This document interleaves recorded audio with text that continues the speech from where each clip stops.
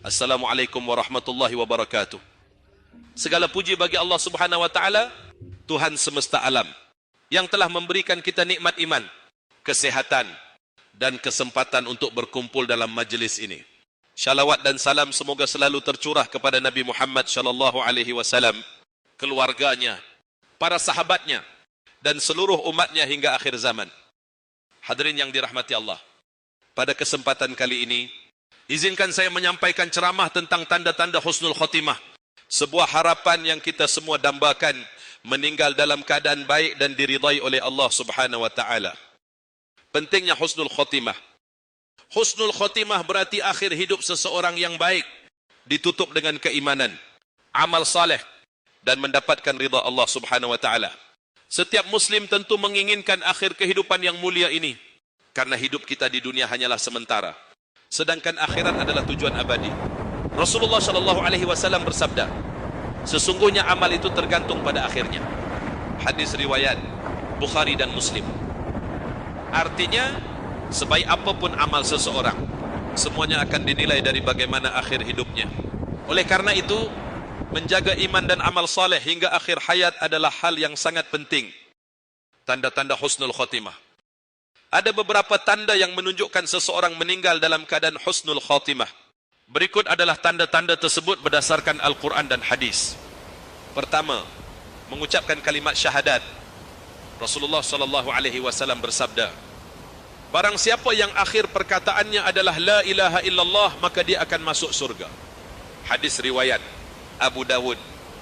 Ketika seseorang meninggal dunia dengan lisan yang menyebut kalimat syahadat, itu adalah tanda bahwa ia meninggal dalam keadaan beriman. Dua, meninggal dengan keringat di dahi. Rasulullah sallallahu alaihi wasallam bersabda, tanda kematian seorang mukmin adalah keringat di dahinya. Hadis riwayat Tirmizi dan An-Nasai. Keringat di dahi menunjukkan kesabaran seorang mukmin dalam menghadapi sakaratul maut. Tiga, meninggal di hari atau malam Jumat. Rasulullah sallallahu alaihi wasallam bersabda, tidaklah seorang muslim meninggal dunia pada hari Jumat atau malam Jumat, kecuali Allah akan menjaganya dari fitnah kubur. Hadis riwayat Ahmad. Hari Jumat adalah hari yang mulia, dan meninggal di hari ini adalah salah satu tanda kebaikan. Empat, meninggal dalam keadaan melakukan amal saleh. Seseorang yang meninggal dalam keadaan beribadah, seperti salat, membaca Al-Quran, atau berdakwah, adalah tanda husnul khotimah. Rasulullah sallallahu alaihi wasallam bersabda, seseorang akan dibangkitkan sesuai dengan keadaannya ketika meninggal. Hadis riwayat Muslim. 5, meninggal dalam keadaan syahid. Orang yang meninggal dalam keadaan berjihad di jalan Allah, membela agama, atau dalam keadaan tertentu seperti tenggelam atau tertimpa bangunan, juga dianggap sebagai syahid. Rasulullah sallallahu alaihi wasallam bersabda, orang yang mati syahid ada 5. Orang yang mati karena penyakit ta'un, penyakit perut, tenggelam, tertimpa bangunan, dan yang mati di jalan Allah. Hadis riwayat Bukhari dan Muslim. 6, meninggal karena penyakit yang berat dengan kesabaran. Rasulullah sallallahu alaihi wasallam bersabda, tidaklah seorang muslim ditimpa penyakit hingga duri yang menusuknya, melainkan Allah akan menghapus dosa-dosanya dan meninggikan derajatnya. Hadis riwayat Bukhari dan Muslim. Kesabaran dalam menghadapi penyakit hingga ajal tiba adalah tanda bahwa Allah mengampuni dosa-dosanya. 7, dipuji oleh orang-orang saleh.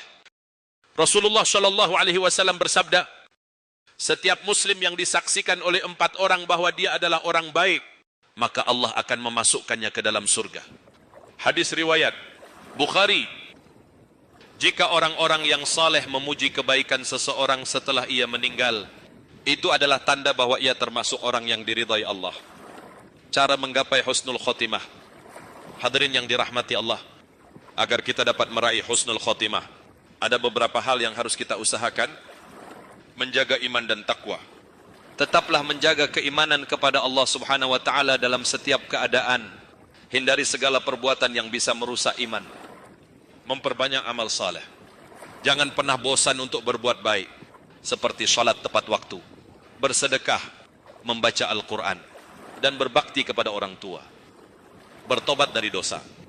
segeralah bertaubat dari dosa-dosa yang pernah kita lakukan. Rasulullah SAW bersabda, orang yang bertaubat dari dosanya seperti orang yang tidak memiliki dosa. Hadis riwayat Ibnu Majah.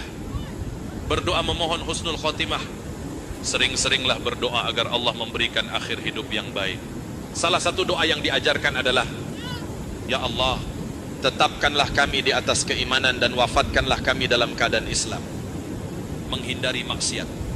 Hindarilah perbuatan dosa, baik yang kecil maupun besar. Maksiat dapat menjauhkan kita dari rahmat Allah. Hadirin yang dirahmati Allah, husnul khotimah adalah anugerah yang hanya diberikan oleh Allah kepada hambanya yang selalu taat dan istiqamah dalam kebaikan. Mari kita terus berusaha memperbaiki diri, memperbanyak amal saleh, dan memohon kepada Allah agar kita diberi akhir hidup yang baik. Semoga Allah Subhanahu wa taala mengampuni dosa-dosa kita, memberikan keberkahan dalam hidup kita, dan menutup usia kita dengan husnul khotimah. Wassalamualaikum warahmatullahi wabarakatuh.